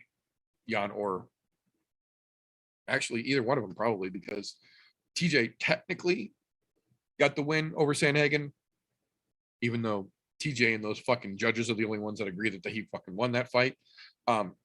I could see them either way running TJ against Corey or Piotr, really. But I don't think we see Sterling ever actually defend the belt. I think he's going to sit on the sidelines until Dana pulls it away from him, because that'll just give him more of the "see, you guys never wanted me to be champion" fuel for his bullshit arguments. And honestly, I hope they use it as an excuse to not only strip him, but cut that motherfucker. Like, you've had more than enough chances, and I get that in the UFC, when you refuse a fight, it adds an automatic extension fight to your contract. But I don't know about agreeing to and then pulling out of a fight like this. So I don't know if this actually added any fights to his contract, since he agreed to fight at 267 and then pulled out afterwards. So I don't know if that's the case, but I have a feeling that he's not going to fucking want to play with either one of these two, and he's going to play that game so that he's got arguments to, or got fuel for his arguments later on. I could see him scared little bunny rabbiting it around for both of them. Yeah. Fucking bitch, man. Right. Oh, you threw an illegal knee. Well, you didn't want to stand up, so you deserve to suck that knee. Earn that, everything else you suck when you're on your knees. Right. Made that fucking bed, sleep in it, bitch. So for round 4 here, I've got another interesting one here, kind of looking forward.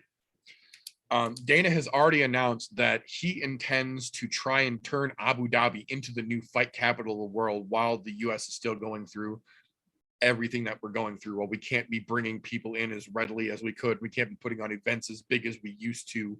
He intends to try and make Abu Dhabi the next fight capital, or the new interim fight capital, as it were, to try and start bringing things back over there, much like he did with the Fight Island run. He said he wants to do it bigger than they did last time and really commit over there, as long as things are going crazy over here. But we also know that that's not fucking cheap. And realistically, it's not sustainable for them to run the better part of a year in Abu Dhabi, flying fighters over and staying over there and dealing with all the costs and the headache that comes with bringing everything over there. So my question is, in 2022, do you think we're actually going to see the UFC spending more time in Abu Dhabi or in the Apex? Because we know that there's still not a lot of places opened up, and that's where the UFC goes when there's nowhere else to go. That's why they built the Apex. So will we see them spending more time in the Apex, or are we going to see them more over in Abu Dhabi?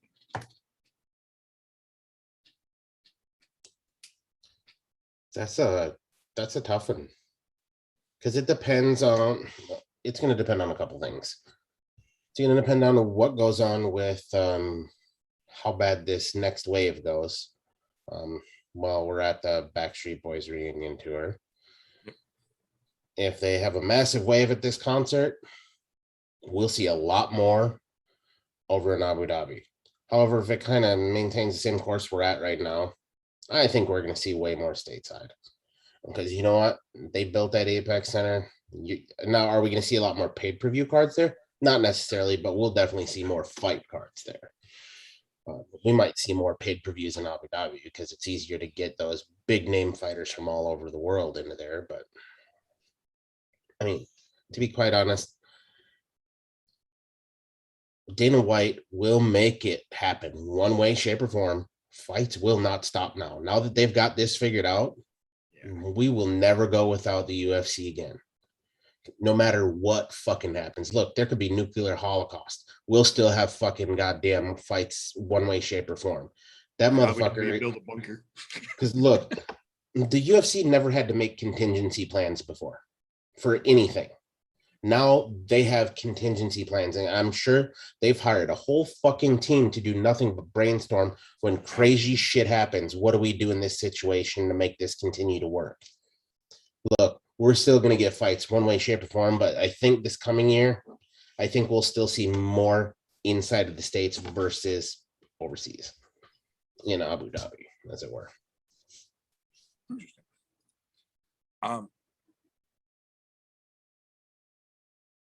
Spinner back around here again.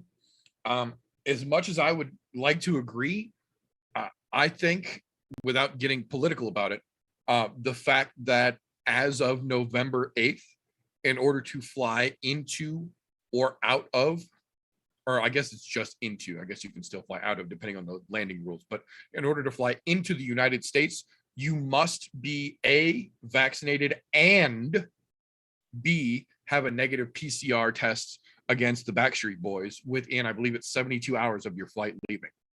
So there is no alternative for people who don't want to deal with the jab. You have to have it and a negative test to come into the US going forward after next week. Abu Dhabi does not have the same rules. Abu Dhabi is perfectly fine with negative tests and no jabs.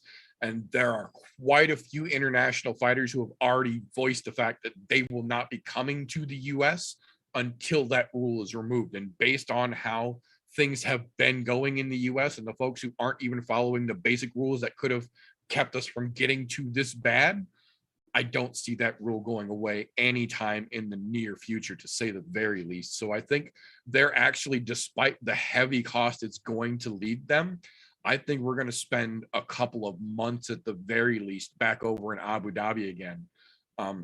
Dana has already said that they have got multiple cards planned over there, and that if nothing changes, that they'll spend a lot of time over there, more than last time. We had like 2.5 months, almost 3 months over there last time. And if he's already preemptively ready to go longer than that now, I think we're going to spend the better part of 2022, barring, like you said, the situation over here getting better, or at least staying where we are. I think we're going to spend a lot of time in the desert next year. I think we're going to spend the better part of 2022 in the sand. Not that that's necessarily a bad thing, because every card over there is a fucking big card, whether it's big names or not, because Abu Dhabi doesn't fucking play. But I think we spend more time over there than here next year. You know, it's a weird situation too, looking at that. And that very well could be the case that we do. However, on the other side of that, I think about it, hold on. look how many American fighters aren't going to want to go over there, or because, look, I can get over there because I'm not vaccinated, but I can't get back into my own country. Guess how many of them are going to turn that down? Because you've got boisterous guys like fucking Michael Chandler who are like, fuck you, no, not doing it. Yep. He's going to be the Kylie Irving of the UFC. Yeah, it's kind of, look, you make your own bed, you do your own thing. If you're not going to do it, that's fine. That's up to you. Everybody has their own right to make their decision. But look, when you got guys like that, and I know I'm just using him as an example because he's a bigger name, so people will know who he is. But there are going to be a ton of other fighters on the roster that are going to be in that same situation. So they're going to be forced to have fights here stateside. So I think with that, you might have some of those ones where you're going, well, we really want to have this guy fight this guy way the fuck over here, but this guy's not going to go out. And Dana White has adamantly come out and said he will not force anyone on his roster. Any kind of mandate. Yep. That I will say that's a weird situation, but I'm as much as I'm opposed to it in any other situation, I'm kind of glad that Dana did take the stance that he's not going to put any mandate on the employees because they're from all over the world. So by putting any kind of mandate down on all UFC employees internationally, that fucks everyone equally out of having their own choice. That being said, I do agree with the federal mandate. If my fucking tax dollars pay for you to do your fucking job supporting me, you better make sure you're not getting me sick in doing so. But UFC fighters aren't federal fucking employees. So I agree that there shouldn't be a mandate on them. But like you said, that also leads us back to assholes like Michael Chandler popping off at the fucking mouth about shit. But yeah, it's going to be interesting either way it plays out, really. I agree. Well, like I said, either way, from everything I've read, they say this whole global pandemic should be under control by next year sometime, which I'm hoping that's the case, but we'll see as it moves forward there. Right. Yeah, we'll see how that actually plays out. Unless this ends up being like what I thought, where it ends up being like the flu and it gets a new strain every year. Then this never goes away. Yep. That's definitely one of them possibilities we got to get prepared for. Yep. Meantime, we can only grin and bear it and enjoy MMA while we've got it. That's right. So, in that exact vein, pulling back a little bit of that long distance forward-looking scope we were using for our last couple questions here. The last question I've got here is just a little bit more close looking, a little more nearsighted, if you will. 267 this weekend is going to be the first numbered UFC card that is non-pay-per-view. It also has crazy implications with a interim title fight and a title fight on it, as well as several other big fights. But Sir Mix-a-Lot level, I like big, but next weekend is an actual pay-per-view numbered event, UFC 268. They are back to backing us with numbered events here. Next weekend being almost equally as important for the next pay-per-view back in Madison Square Garden, where they have had unbelievable fucking events. And that card as well has 2 title fights and then a bunch of serious big implication fights that we've got to look forward to that will break down more next week. But looking at the differences in these 2 cards, the giant non-pay-per-view pay-per-view over in Abu Dhabi, and then the MSG pay-per-view back in the States next weekend. Which card do you think is going to be the bigger card overall? The Abu Dhabi non-pay-per-view pay-per-view or the MSG potential next record-breaking pay-per-view pay-per-view?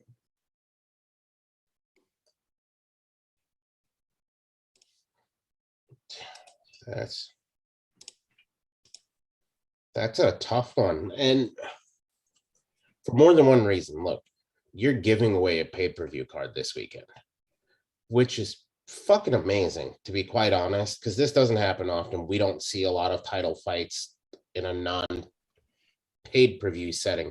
And for those of you who are listening being this, I'm air quoting this because I say pay-per-view because it's not really pay-per-view because you're not paying for it. However, it is labeled as a pay-per-view per the way that they set it up as 267 versus next week's 268. So is it this week's going to break any records? No, because there's no buys. What the shitty part about this is I feel bad for those guys that are on this card aren't getting cuts of the profits. And by that, I mean they're not getting cuts of the pay-per-view, the ticket sales, all that like they normally would when it comes to a pay-per-view. They're not getting any points.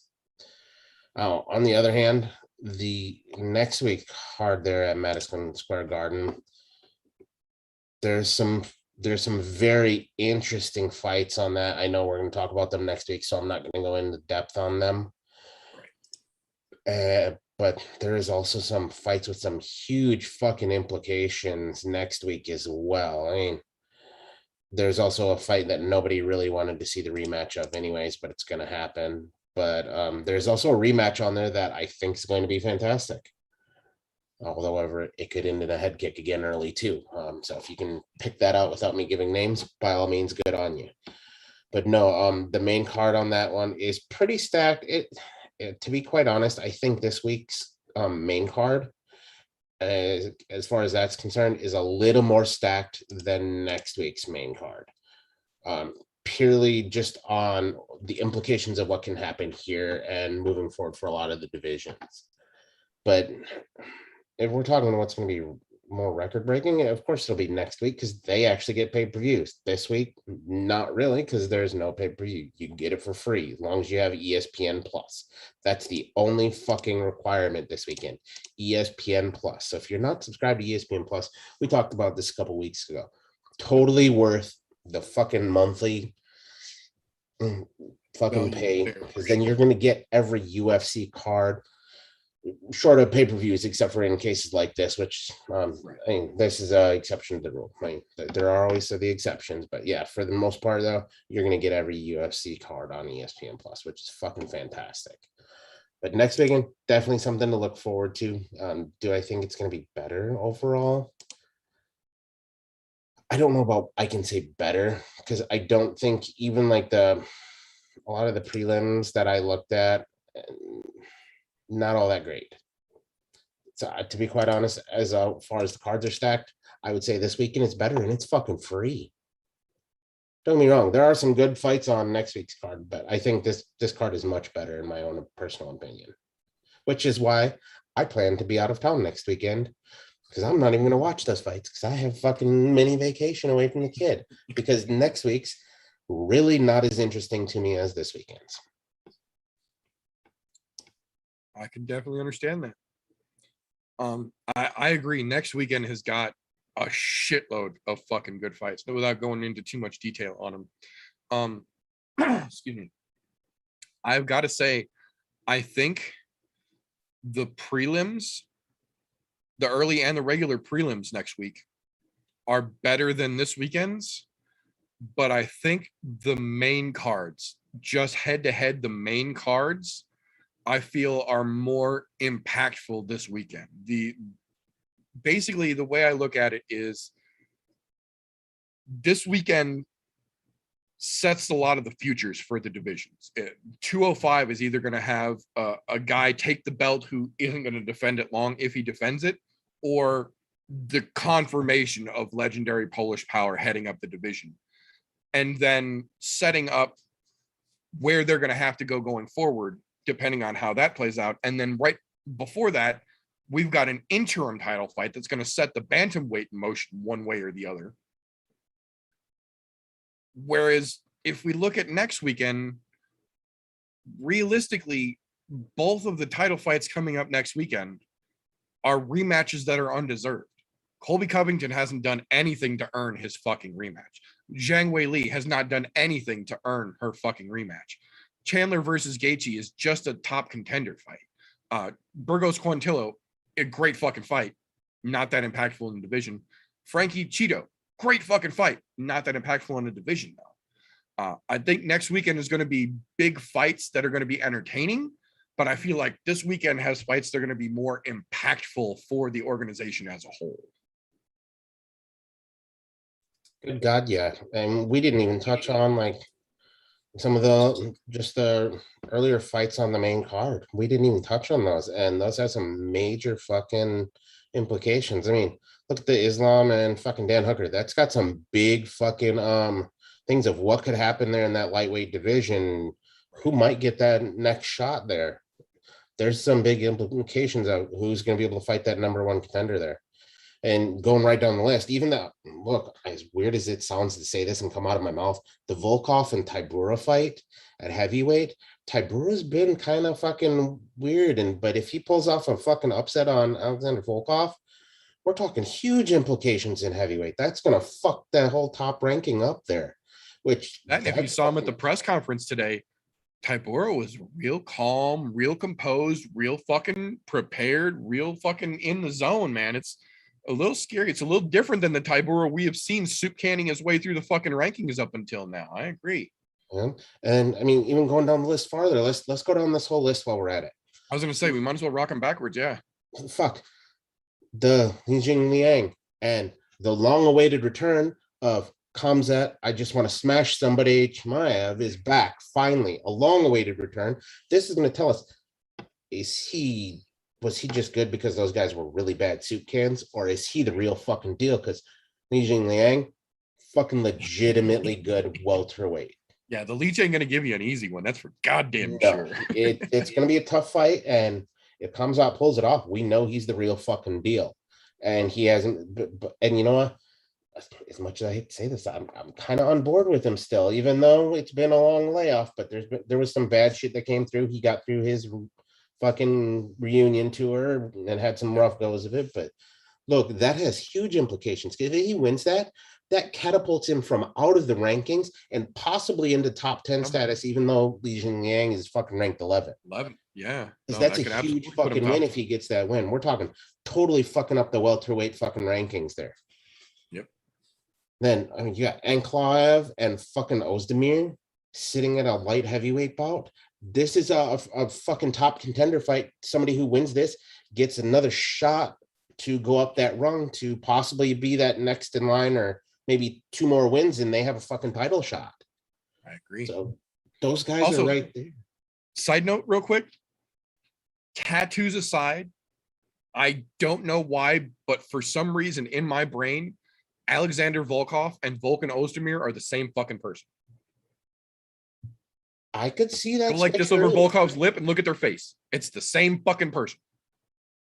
Yeah, if you go from like this the nose down, they look like the same exact fucking person. It's a little bit weird. I'm wondering if they're distant relatives or something. That's what I'm saying. I wonder if there's some familial connection here maybe somewhere. They're fucking brothers from another mother, because one just a smaller mom than the other, so that's why one fights at heavyweight and the other one fights at light heavyweight. It's a possibility. I'm just saying. But yeah, all of these fights have way more implications than fucking next week's, because next week's they don't really mess with the rankings a lot, or there's not any surprise of what could happen if type situations. The biggest one that could have the biggest implications, in my opinion, is depending on what Khamzat decides to do. Does he win or does he not? If he wins, that fucking welterweight division goes on its fucking head in a tailspin. Because that means the whole thing goes up in the air. Big Daddy Dana sees him come in. If he lays out Yuzhong Liang, guess what's happening? Khamzat, where do we sign you to fight for the title? Because absolutely. Dana's gonna be like, that's a cash cow right there. He's already a cash cow, and he's not even fucking ranked, which is absolutely nuts. But granted, he's earned that right. So that and Leon Edwards is out of the conversation now. He doesn't even get to fucking talk about title fights anymore, because now they locked him up with Jorge again. So he's out of the fucking way. The top of the title picture is clear. If Khamzat comes out this weekend and just fucking steamrolls the Leech, I don't doubt in any way, shape, or form that in 2 weeks after we've got a clear winner of Colby and fucking Kamaru, we get a definitive Khamzat versus whoever next. And as weird as this sounds to say, my sleeper fight on this card was actually going to the Tybura and fucking Volkov, because I didn't think that got anywhere near enough fucking airtime as it deserved. Look, that's a huge implications at heavyweight. The heavyweight division, we don't see shake up too much, but Tybura's kind of been on that slow rise where he could shake some shit up over there. Now, is he going to be able to take out the likes of a fucking Francis Ngannou? Doubtful, but at the way he's going, I wouldn't doubt that he could get his shot, Yeah, he's got his potential for sure. I mean, you got to look at what's going on with the dude right now. I mean, of course, he took out a Harris. He took out Voldemort himself, which was one of the greatest KOs I've ever seen in my entire life, purely on who he did. And he won a tough fight with fucking Rothwell. I mean, the dude's on what, like a 5 or 6 fight win streak? Fight streak right now, yeah. Yeah, he's fucking on a hell of a tear. So, I mean, that little Tiber is fucking slowly moving up. And the way he's going, Volkov better watch his 6, because that's a scary dude coming from him right now. And he's taking out some pretty big names in his route on the way there. So it'd be interesting to see how that one plays out. And that definitely could have some huge major impacts. Like, don't get me wrong, Makhachev and Hooker is a fucking great fight in my opinion, but I don't think that one has as big of implications because they're just the 5 and 6 fighters in the lightweight division. Don't get me wrong, an impressive win can pole vault them into that let's talk about title shot picture, but they need an impressive win. And this also says, how good is Islam really? Is he just a grappler or is he actually a true mixed martial artist? And Hooker is going to put that motherfucker to the test. He's going to put him on fucking full go and full send. We're going to see how good Islam actually is. And you know what? Let me write that down and send that to that dude that sends out the how good was one of these fighters, you know? Right. No, my dark horse was actually the fight opener for the main card here. Magamad Ankalia versus Vulcan Ostermeer. We've seen Ostermeer challenged for the belt back when it was still in the DC days. Ostermeer has not really lost to anyone outside of the top 5, top 3, really. Like, he has solidified himself, for lack of a better terms, as like a top 5 gatekeeper, like in a good way. Like, he can't quite get there himself, but he sure as fuck stopping everybody else that can't from getting past him either. And then we've got Ankalaev on the other side, who has just absolutely fucking torn his way through the light heavyweight division, made a fucking fool out of Ian Kutalaba, not once, but fucking twice, and has shown every time that he's come out, it doesn't matter who you put in front of him, he's ready to fucking go, and he's got a damn good fight IQ for a guy that most people don't even know who the fuck he is. Or when they pronounce his name. Yeah, and then going forward again, the implications here, they're 7 and 8 right now. A big performance from either one of them on a card that's being headlined by the light heavyweight belt being contested could put a name right into a fucking conversation to keep a short fucking list of real goddamn quick with a big fucking fight. And most people aren't even fucking talking about it. Yeah, this is true. And fucking Ankalaev is on a fucking tear. His last fight was to the fucking Bear Jew in 2018. Yep. I mean, the dude's on an obvious tear, so he's definitely earned his spot up there. Although that's a tough fucking bridge to cross with Ostermeer across the fucking game. It is, man. He's not going to make it easy on him either. Look, Ostermeer got fucking knocked out by one of the craziest fucking knockouts you've seen recently. But the dude has put fucking legitimate people who we thought had a possibility of winning title at light heavyweight out of the picture. Like, there was a point where we thought Rakic had a fucking shot. There was a point where we saw fucking old big boy fucking, what's his goddamn name? I'm fucking drawing a blank here, but no, he's blanketed motherfuckers who had legitimate looks like they could get a good title run and get a shot at the title. No, he's just fucking offed them. So Ankalaev and Ostermeer, this is a good fucking fight to see how good is Ankalaev and does Ostermeer still have it even after a freak fucking knockout. And I say freak knockout, but it was a very well-placed fucking elbow. That's all I'm saying. Right. But either way, it was, I mean, does he still have it even after that? I think so, but we're going to see, because Ankalaev has been no fucking joke. Give it to him. That's what I said. And then they're opening they're going to open the fucking main card with this? Like, yeah, that's a great fucking fight, man. You're asking for a war. Talk about setting it off with fireworks, man. Right? Like, they really did stack this fucking main card very well. And I put an asterisk next to Khamzat because I'm not sure how good he really is, but we're going to find out.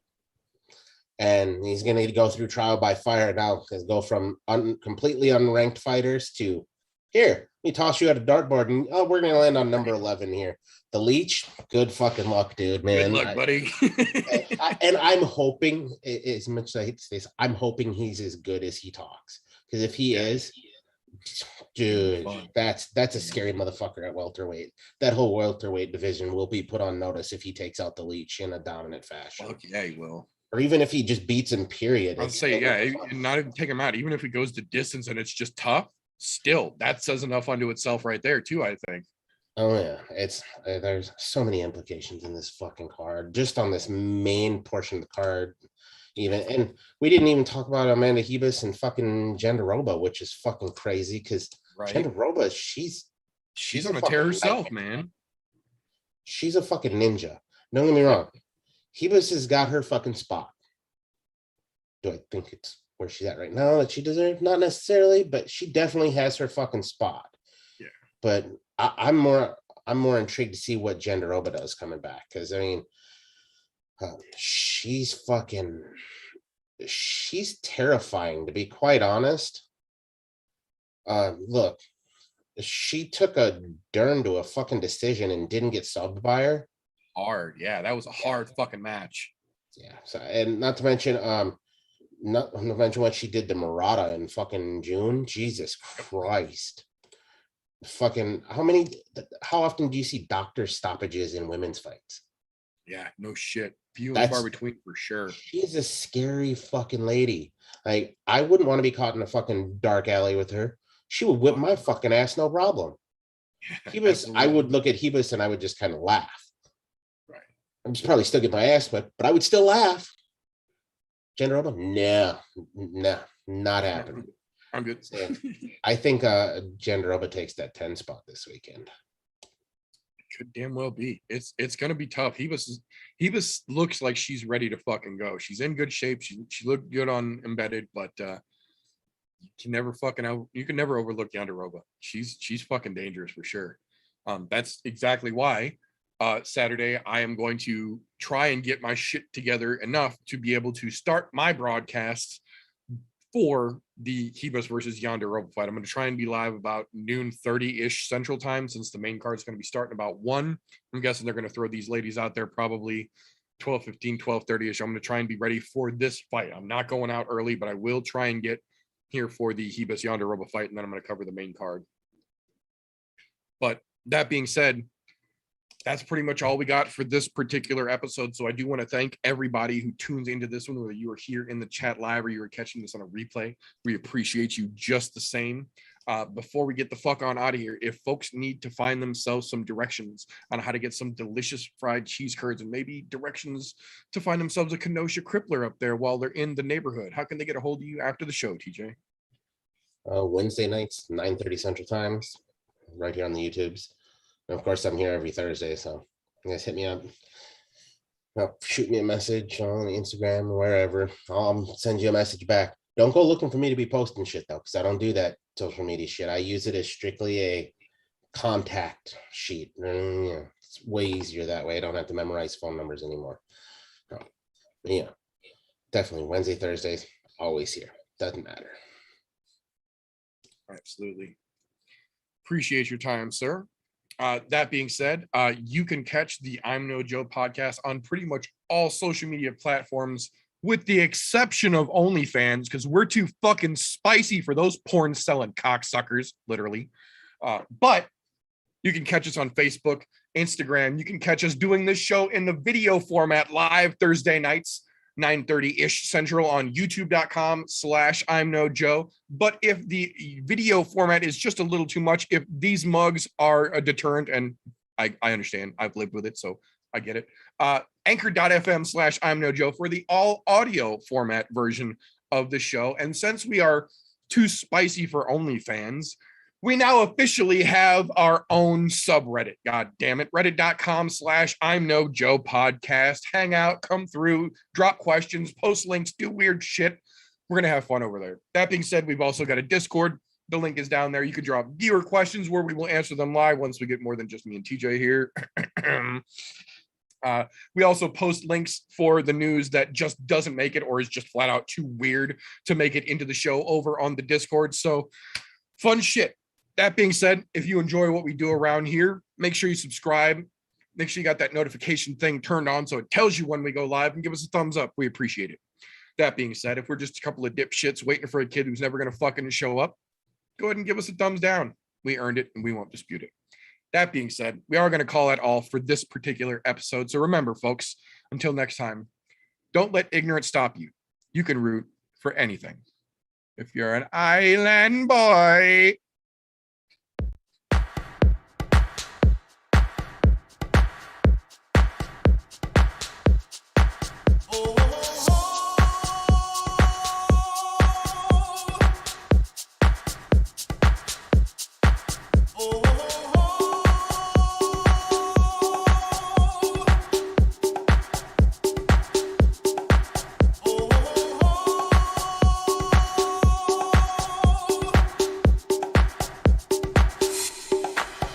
Everybody was kung fu fighting.